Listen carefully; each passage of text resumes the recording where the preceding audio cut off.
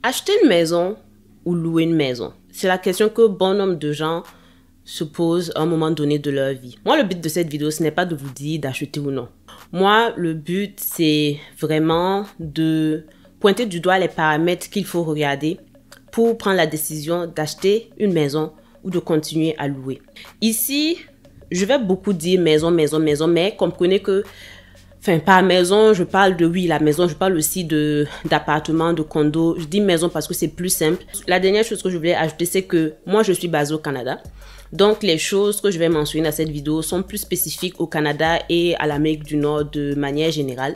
Ça ne veut pas dire que voilà, c'est pas applicable à d'autres régions du monde, mais c'est sûr qu'il faut prendre ça avec un grain de sel quand vous voulez appliquer ça à d'autres régions du monde. Donc, gardez en tête encore une fois que je parle en fonction du fait que je sois au Canada.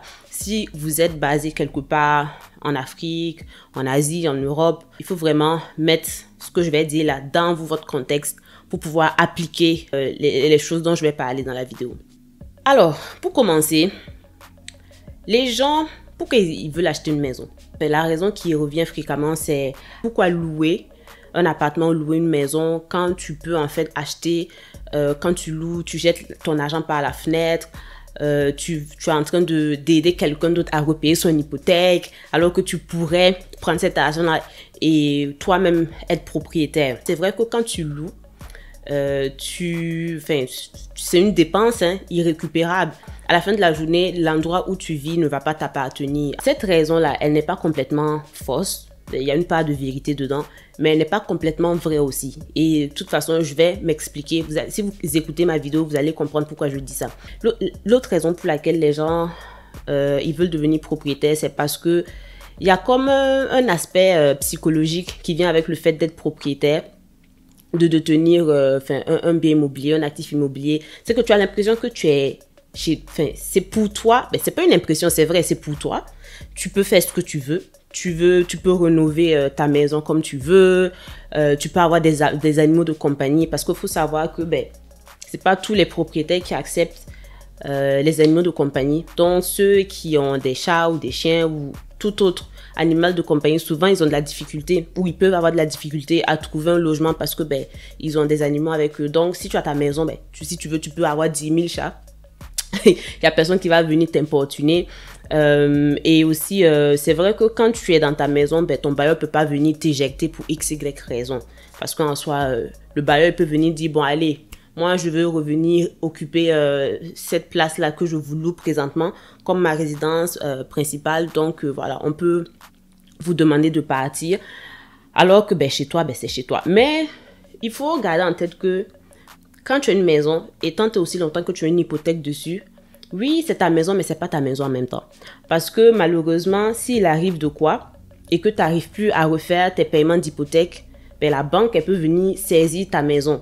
Et malheureusement, avec la hausse des taux d'intérêt actuels, il y a beaucoup de gens qui font défaut sur leurs hypothèques, et malheureusement qui se voient saisir leur maison. Donc le fait de dire oui, la maison elle m'appartient, c'est chez moi, tranquillité d'esprit, tout ça, c'est vrai mais c'est pas vrai en même temps. Parce que tant et aussi longtemps que tu as une hypothèque dessus, et la majorité du monde ont une hypothèque sur leur maison, une hypothèque qu'ils vont payer sur 20-30 ans, si tu fais défaut en fait sur ton hypothèque, la banque peut venir saisir ta maison. Donc il faut garder ça en tête. Et il faut se dire que à la fin de la journée, oui, c'est à moi, mais c'est pas à moi complètement, tant et aussi longtemps qu'il y a une... Mais grosso modo, le côté psychologique, il est là. Et aussi, les gens qui veulent une famille, ça fait plus de sens d'avoir une maison. Si tu veux une famille, tu veux plus d'espace, parce que tu vas probablement avoir des enfants, donc ça fait du sens. Il y en a aussi, ils utilisent la maison comme stratégie de retraite. Voilà, donc à la fin de la journée, si tout se passe bien, après tes 20-30 ans, tu auras fini de repayer la maison. Donc tu auras un actif qui aura pris de la valeur normalement. L'immobilier prend de la valeur au fil des années. Donc normalement, après, tu as un actif qui a pris de la valeur et tu peux, je sais pas, tu peux revendre, tu peux emprunter contre la maison. Tu peux utiliser plein de stratégies financières pendant ta retraite. Donc, les gens utilisent aussi ça comme comme une stratégie financière dans la retraite ou comme héritage. Voilà, ils vont passer ça à leurs enfants et éventuellement peut-être leurs petits-enfants. Il y a une raison qui n'est pas beaucoup mentionnée, c'est le statut social. Et c'est aussi la raison pour laquelle souvent les gens ont la pression d'acheter la maison. C'est pour prouver un peu leur statut social. Parce que on assimile le fait de détenir très souvent une maison ou un bien immobilier à la réussite. Oh, il a acheté une maison. Oh, il a acheté son condo. Ça veut dire que quelque part, il a comme coché, je sais pas, une case sur la liste de choses qu'il faut accomplir dans la vie pour que les gens disent, ah, cette personne-là a réussi. Donc, quoi qu'on dise, et c'est pas dit à haute voix, mais il y a aussi voilà, l'aspect social, réussite sociale, symbole social, qui vient avec le fait de détenir une maison. Donc, est-ce que aller acheter une maison juste pour prouver aux autres que tu as réussi, est-ce que ça en vaut la peine? À vous de voir. Mais je tenais quand même à le mentionner parce que mine de rien, je pense que c'est ce fait non dit là qui met la pression à beaucoup de gens beaucoup de gens qui vont s'acheter une maison sans forcément faire les analyses à proprement parler qu'il faut pour voir si c'est vraiment une décision optimale pour eux. Les raisons que j'ai énoncées tantôt, c'est pas de mauvaises raisons pour avoir une maison, ok? C'est des raisons qui font du sens et je comprends parfaitement que quelqu'un veut se procurer une maison au vu de ce que j'ai énoncé. Mais les gens ne font pas toutes les analyses qu'il faut pour s'assurer que s'acheter une maison, ça fait du sens pour eux. C'est vraiment du cas par cas, ok? La première erreur, énorme erreur que les gens font, et je vais revenir au premier point que j'ai énoncé au début de la vidéo, c'est-à-dire le fait que les gens se disent « Ah, mais louer un appartement, louer une maison, c'est vraiment jeter de l'argent par la fenêtre parce que tu peux utiliser cet argent-là pour prendre une hypothèque et t'acheter un bien immobilier. » Le problème, c'est que les gens ne comparent pas pommes et pommes. Ils comparent pommes et tomates. Ok? Eux, ils voient juste le loyer que tu payes. Ils vont comparer à l'hypothèque plus intérêt que tu vas payer si tu achetais la maison. Alors que l'hypothèque et intérêt, c'est juste une partie des frais mensuels, des frais récurrents que tu vas assumer pour détenir ta maison. Il y a les frais de maintenance de la maison mensuelle et il y a les taxes foncières. C'est essentiellement ces deux types de frais-là que tu encours sur une fréquence régulière. Et quand je dis les frais de maintenance, pensez au déneigement, devant la maison, là, le déneigement, tondre le gazon, l'électricité, la tuyauterie, la plomberie, je sais pas, les toilettes sont gâtées, il faut appeler quelqu'un pour venir réparer. Il y a des gens après qui sont bons, qui savent se débrouiller, qui savent arranger les choses eux-mêmes.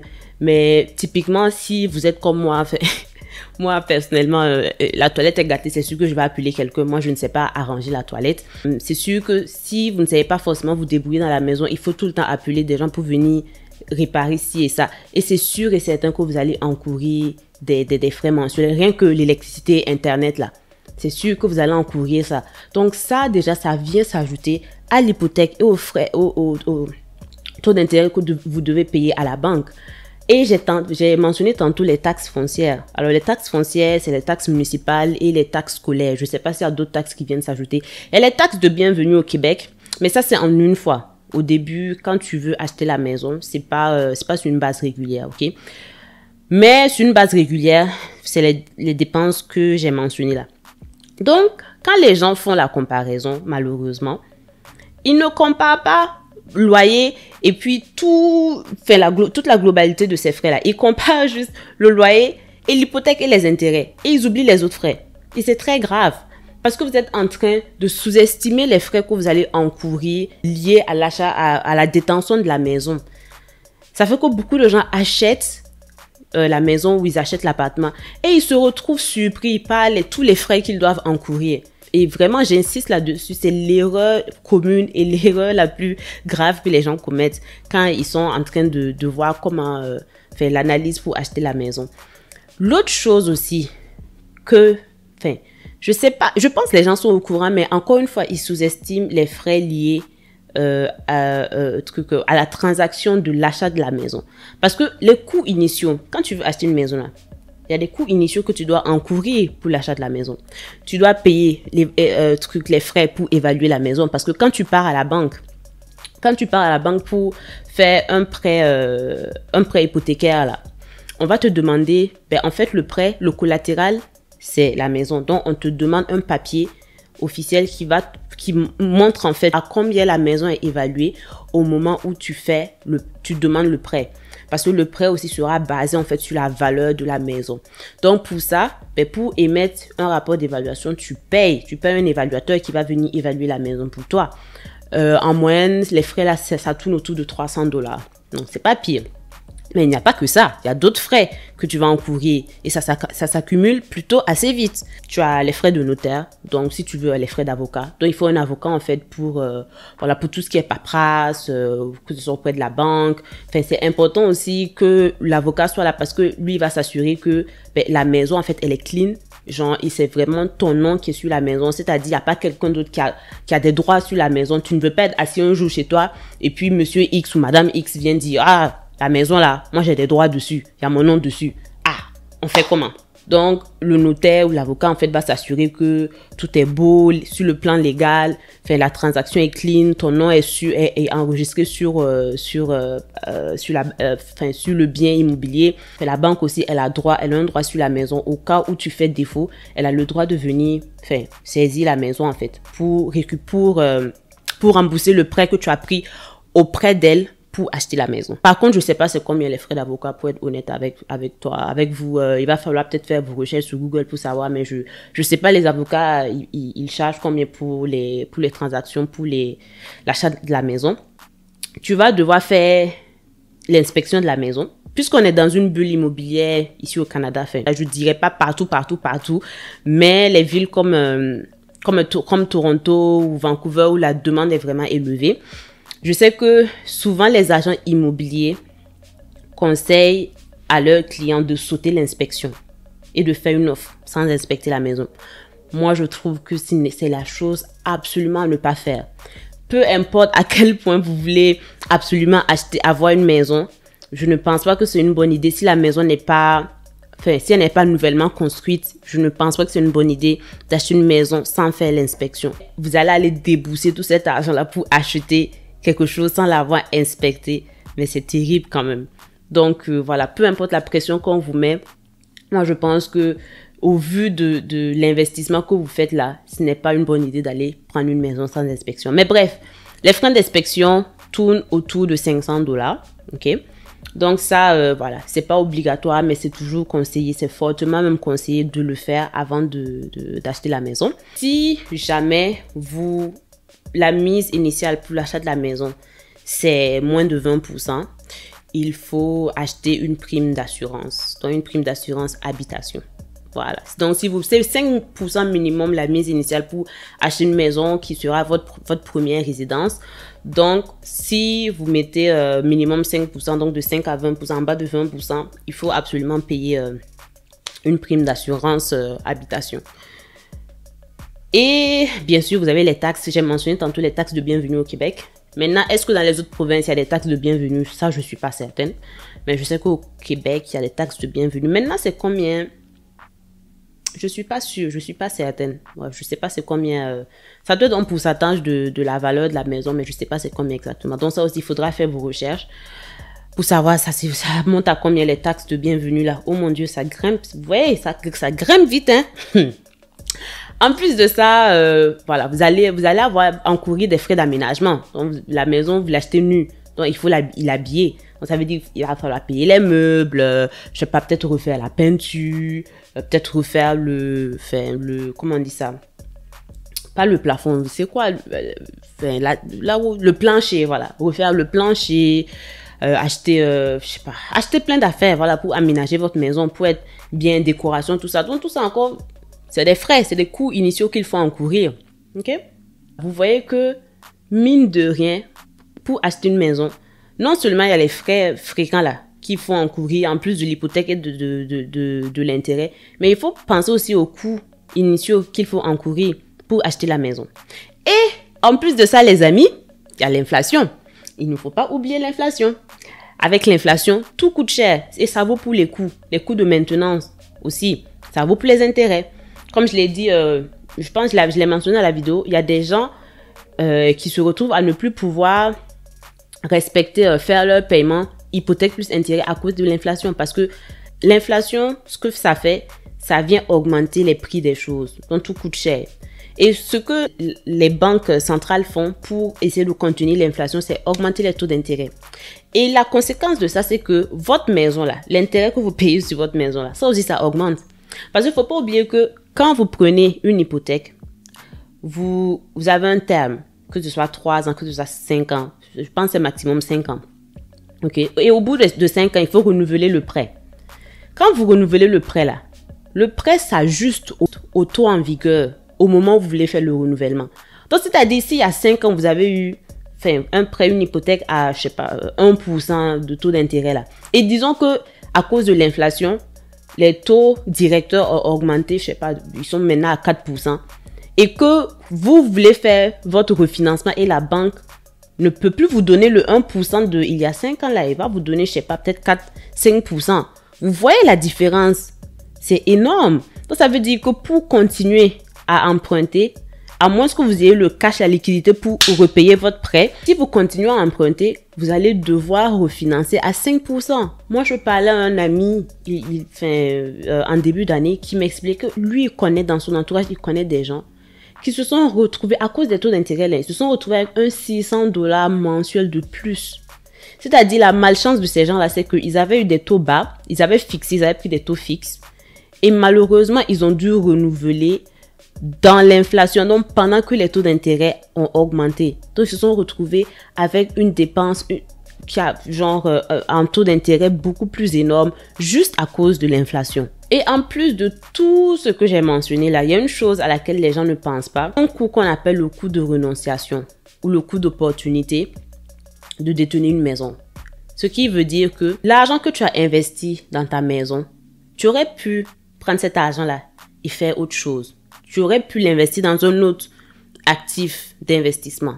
Mais au lieu de ça, tu as investi dans la maison. Le coût de renonciation, en fait, c'est lié au fait que en choisissant d'investir ou d'acheter ta maison, tu abandonnes en fait une autre sorte d'investissement. J'ai trouvé un graphe intéressant sur le site de RBC. Il est un peu vieux quand même, mais en fait, il montre la performance du S&P TSX, qui est l'indice boursier canadien, qui s'apparente un peu au S&P 500 de l'indice américain.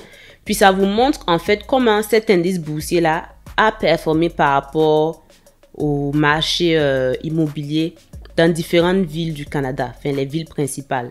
Okay? Et vous voyez que de 1996 à 2020, l'indice boursier, le S&P TSX, a mieux performé que le marché immobilier dans Toronto, Montréal, Halifax, blablabla, jusqu'à Calgary. Ça, le graphe, il est vieux, mais c'est pour illustrer en fait mon point. C'est que le marché immobilier, historiquement, a moins bien performé que le marché boursier. Ok? Donc, quelqu'un qui décide d'acheter une maison, il aurait pu prendre cet argent-là et investir ça dans le marché boursier. Et si on se fie aux données historiques, il aurait mieux performé dans le marché boursier qu'en achetant l'actif immobilier. Okay? Et le coût de renonciation, en fait, c'est lié à ça. C'est beaucoup plus abstrait. C'est pas très concret, en fait. Tu ne sens pas forcément ce coût-là. Ce n'est pas une dépense, en fait, réelle. Donc, je comprends que les gens n'y pensent pas forcément. Moi, par exemple, je décide de louer et je sais que je paye moins cher en location que j'aurais payé si je détenais une maison ou un condo ou un actif immobilier. Enfin, l'extra, le cash excédentaire que je mets dans ma poche, en fait, moi, j'investis ça dans le marché boursier. Et je prends avantage du coût de renonciation dans le sens où que l'argent que j'arrive à épargner en ne détenant pas un actif immobilier, ben j'investis ça dans la bourse. J'espère que ça fait du sens et que je vous ai pas trop perdu. Je voulais en fait mentionner ce point-là pour déjà faire comprendre aux gens que acheter une maison, ce n'est pas l'investissement le plus rentable.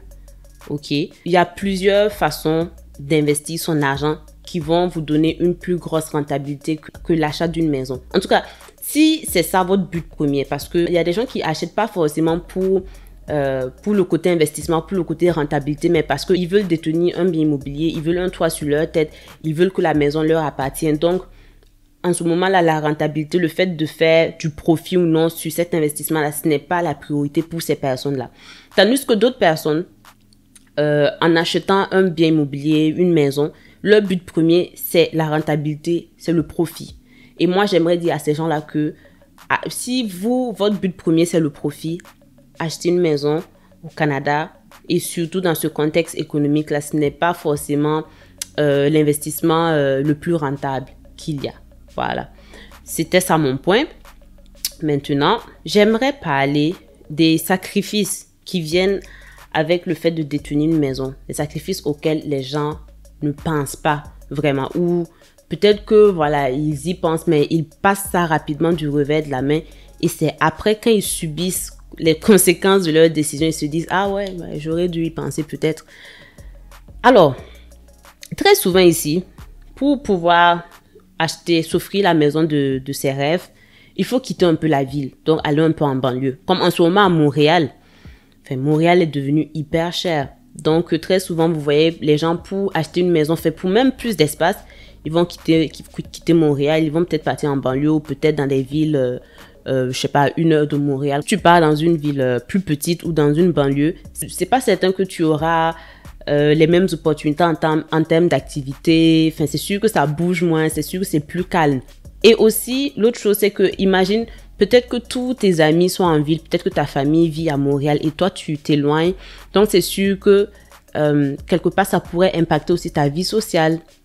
Déjà, tu vas probablement moins sortir, tu vas probablement moins voir tes amis, moins voir ta famille. Y en a qui font le choix conscient de s'éloigner pour avoir une vie de famille. Donc, eux, quand tu as une famille, tu as des enfants. De toute façon, naturellement, tu as moins le temps même pour tes amis, pour les sorties, les activités, tout ça. Mais si, pour toi, c'est important de sortir, d'être toujours social, de faire des activités, tu te retrouves à quitter la ville. Bon, tu vois qu'il y a quand même un impact sur ta vie sociale. Et souvent, c'est un impact considérable, dépendamment de à quel point tu t'éloignes de la ville. L'autre chose aussi, c'est le manque de flexibilité. Quand on se dit, quand tu achètes un bien immobilier, tu peux pas juste te lever n'importe comment partir, n'importe où, tu vois. Il y a beaucoup d'implications financières qui viennent. Quand disons que tu as acheté une maison ici, si par exemple tu as, je sais pas, une opportunité en Afrique, si tu veux rentrer et tu n'as pas fini de payer ton hypothèque sur ta maison ici, il faut que tu trouves un moyen pour que soit l'hypothèque soit toujours payée. Enfin, d'une certaine façon, il faut qu'il y ait une rentrée d'argent. Donc, il faut que tu t'assures que tu arrives toujours à payer ton hypothèque malgré le fait que tu ne sois pas là. Ou il faut que tu revendes la maison et ça implique, ça implique des taxes. Enfin, c'est pas forcément optimal. Et gérer un bien immobilier à distance, c'est difficile. Il y a des compagnies de gestion immobilière qui sont là, mais bon, je sais pas si pour juste une maison ou un condo, en tout cas, si pour du résidentiel, ça fait du sens d'aller engager une compagnie de gestion immobilière pour qu'elle gère ça pour toi. Je sais pas comment ça fonctionne, mais c'est sûr que quand tu détiens une maison et tu te retrouves à partir, tu dois penser à beaucoup de choses. Que juste que si tu louais, tu ramasses tes affaires, tu es parti. Tu vois, donc, quoi qu'on dise, le fait d'acheter une maison dans un endroit, ça casse ta flexibilité. Donc, acheter une maison, c'est intéressant pour les personnes qui ont du mal à épargner, ok? Parce que détenir une maison, ça te force à épargner d'une certaine façon. À la fin, à chaque mois, tu fais tes paiements hypothécaires et au fur et à mesure que tu fais tes paiements hypothécaires, tu es en train d'accumuler en fait l'équité, ton équité dans la maison, ok? Et en plus de ça, il faut prendre en compte que au fil des années, ton équité prend en valeur. Mais le problème, c'est que ton équité, ce n'est pas du cash que tu as, ce n'est pas de l'argent que tu as dans ton compte bancaire, c'est bloqué dans la maison. Donc, pour avoir accès à cet argent-là, soit tu revends la maison et ça va impliquer, ça va générer de l'impôt, tout ça. Donc, c'est pas forcément optimal, comme je l'ai dit tantôt. Ou tu peux t'arranger avec ta banque, la banque qui t'a donné le prêt hypothécaire, tu peux t'arranger avec elle pour pouvoir accéder à ce fonds-là, pour pouvoir accéder à ce cash-là. Donc, ça peut être sous forme de, je sais pas, sous forme de dette ou sous forme de... Ouais, sous forme de quoi d'autre? Je sais pas trop, je connais pas trop les stratégies, comment les... Typiquement, c'est le private banking qui fait ça pour les gens. Donc, je sais pas trop, moi, c'est juste la dette. Je sais qu'on peut te donner une ligne de crédit ou on peut te donner un prêt qui a comme collatéral ton équité dans la maison. Donc, bref, tout ça pour dire que oui, tu as de l'équité, enfin, tu as, voilà, tu as du capital, tu as de l'argent, mais c'est pas du cash. Donc, ce côté, ce manque de flexibilité sur le plan financier, là aussi, ça me dérange. Moi, personnellement, j'aime savoir que j'ai accès à mon argent. Comme par exemple, moi, j'investis dans la bourse. Et si demain, je sais pas, j'ai besoin de 10 000 $, je vais juste revendre des actions pour une valeur de 10 000 $, tu vois, c'est rapide. Alors que, ben, quand tu détiens une maison et que, je sais pas, tu as de l'équité à valeur de, je sais pas, 20 000 ou 30 000 $, mais c'est bloqué dans la maison. Tu peux pas y avoir accès facilement comme si, par exemple, c'était des actions. Ok, donc il y a le côté vraiment le manque de liquidité là qui vient avec le fait de détenir de l'immobilier. Moi je trouve que c'est un sacrifice que tu fais quand même parce que quoi qu'on dise, moi personnellement je préfère la liquidité à la non liquidité. Et aussi ben, la mise de fonds. La mise de fonds pour acheter une maison, elle est vraiment elle est énorme là. Il n'y a pas beaucoup de gens qui peuvent s'acheter des maisons cash. Enfin, au Canada, je veux dire. Et la majorité des gens, ils vont prendre une hypothèque. Et comme je l'ai dit tantôt, ben, la mise de fonds, en plus des frais qu'il faut encourir initialement, c'est énorme. Et tu peux faire autre chose avec cet argent-là. Donc, quand tu décides d'utiliser cet argent-là pour acheter une maison, ben, tu abandonnes les autres choses que tu aurais pu faire avec ça. Donc, c'est un sacrifice énorme, énorme, énorme, énorme qu'il faut, il faut avoir le courage de reconnaître. C'est pas anodin. Donc, voilà. L'essentiel vraiment de cette vidéo-là, c'était, comme je l'ai dit au début, ce n'est pas de vous dire d'acheter ou de ne pas acheter. Franchement, c'est une décision qui vous revient. Mais je voulais vraiment attirer l'attention des gens sur certaines choses que le monde a tendance à, je sais pas ignorer, mais vraiment passer du revers de la main comme ça, dire on va penser à ça après, on va penser à ça après. Alors qu'il faut penser à ça au début. Acheter une maison, c'est comme le mariage. Moi, j'aime dire, dans la vie, le mariage, c'est pas une fin en soi. L'achat d'une maison aussi, ce n'est pas une fin en soi. Ce n'est pas parce que ça, je sais pas, un certain symbole social qu'il faut absolument le faire. Faut voir si ça fait du sens pour vous. Comprenez déjà pourquoi vous voulez acheter la maison. Est-ce que c'est parce que vous voulez vraiment est-ce que c'est plus le côté psychologique de je veux un toit sur la tête, je veux quelque chose qui m'appartient, je veux faire ce que je veux avec, ou c'est plus dans un sens d'investissement? Parce que si vous voulez détenir une maison, pour la première raison, c'est que le profit, ce n'est pas une priorité. Si vous faites du profit, cool. Si vous n'en faites pas aussi, vous êtes correct parce que votre but premier, c'est de détenir une maison. Voilà. Vous aimez l'idée d'avoir une maison.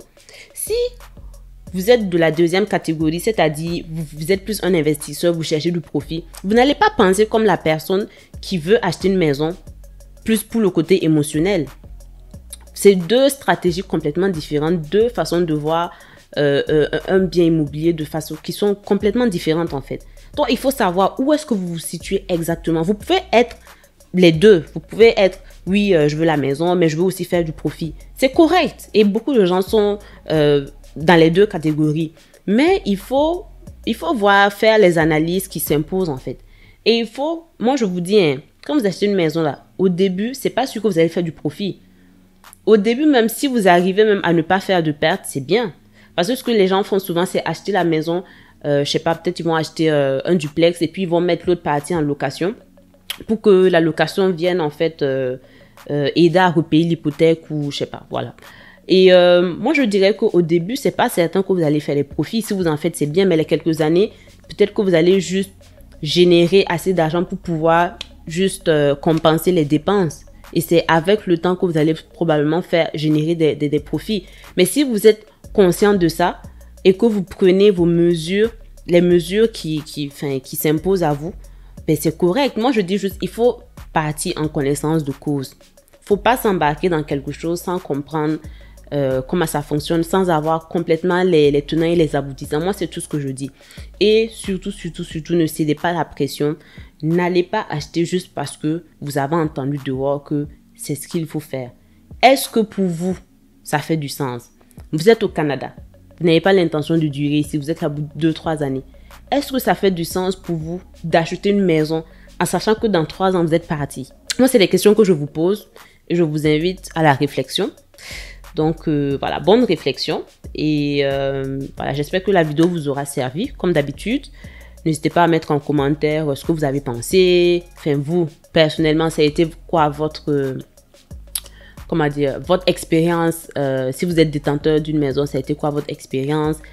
Je vois beaucoup de gens qui étaient détenteurs, qui sont devenus locataires et vice-versa. Donc, c'est toujours intéressant de lire les histoires des gens. Donc, c'est pas mal ça. Prenez bien soin de vous et on se dit à la prochaine. Allez, ciao!